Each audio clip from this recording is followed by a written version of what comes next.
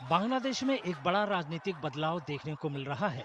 BNP यानी Bangladesh nationalist party ने देश में गुरुवार को हुए आम चुनाव में जीत हासिल की है। इसी के साथ कार्यवाहक सरकार के तहत 18 महीने के अंतरिम शासन का अंत हो जाएगा।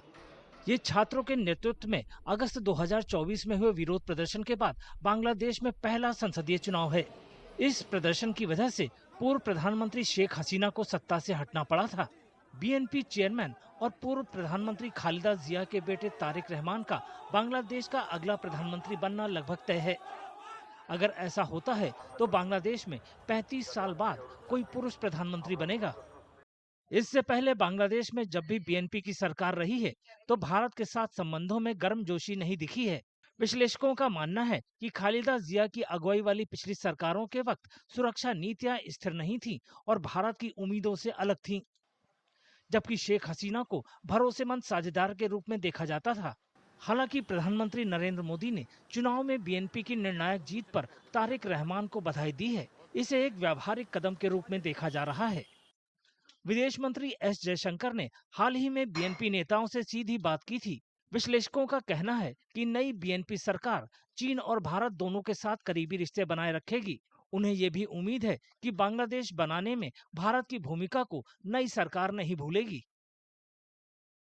BNP government will be very balanced with foreign policy with India and China both, because China is Bangladesh's business partner and India is a partner of many strategic matters. I mean, they are the nearest neighbor and the longest border we are having with India, and India is truly a good friend in that way that they were the liberation partners also. I mean, we got liberated with the help of India. So this sentiment will work with BNP, because BNP is a party of Ziaur Rahman, and Ziaur Rahman was a pro-liberation. I mean, he was a freedom fighter. So the things will be totally different with India.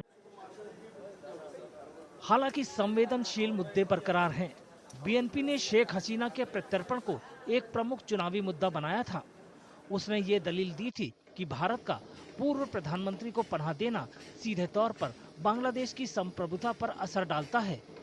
साथ ही उसने भारत के साथ लगती सीमा पर होने वाली कथित हत्याओं को रोकने और तीस्ता सहित साझा नदियों के पानी के न्याय संगत बंटवारे की मांग की है।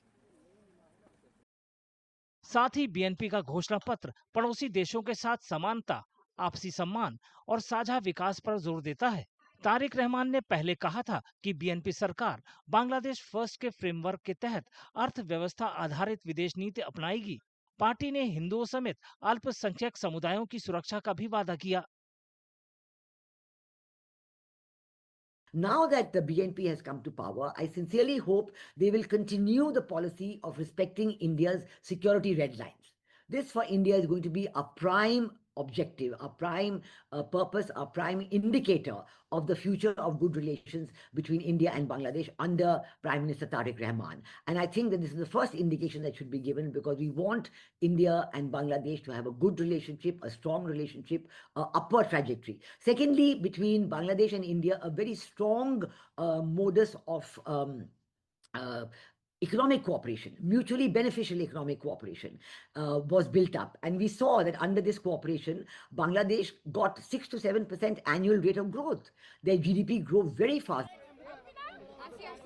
विश्लेषकों का मानना है कि बीएनपी बांग्लादेश की विदेशी साझेदारियों को विविधतापूर्ण बनाने की कोशिश कर सकती है, जिससे चीन और पाकिस्तान दोनों के साथ संबंध मजबूत हो सकते हैं। नई सरकार के तहत भारत बांग्लादेश संबंध कैसे आगे बढ़ते हैं, इस पर ऑब्जर्वर बारीकी से नजर रखेंगे।